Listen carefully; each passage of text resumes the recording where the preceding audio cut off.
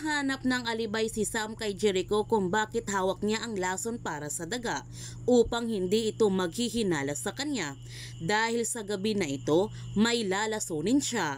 Sa araw ng kaarawan ni Basil, ipinakilala ni Aurora si Sam sa lahat at masaya niyang ipinaalam na magkakaapo na siya nito. Ang batang dinadala ni Sam ang kanyang tagapagmana ng Palacios Mining. At naiinggit ulit si George nung masayang ipinaalam ni Aurora sa lahat ang pagbubuntis ni Sam. Nagalit si Basil dahil sinisira ni Sam ang kanyang birthday party at sinabihan niya ito na gusto talaga niyang makulong.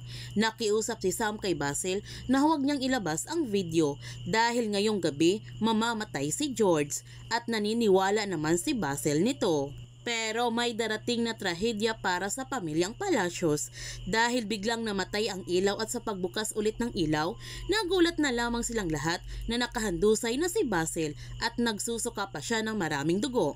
Dito na nga nalaman nila na nilason si Basil. Si Sam kayang gumawa nito upang iligtas niya ang kanyang kaibigan na si George dahil hindi niya kayang patayin ang minsan niyang itinuturing na kapatid. Upang manatili ang kanyang sekreto, kailangan niyang lasunin si Basil para tumigil na ito sa pagbabanta sa kanya. Kaya huwag natin palalapasin ang kapanapanabik na mga tagpo sa Widow's War. Kung bago ka pa channel ko, don't forget to like, subscribe, and click notification bell para palagi kang updated sa mga videos in-upload ko. Thank you for watching and God bless to everyone!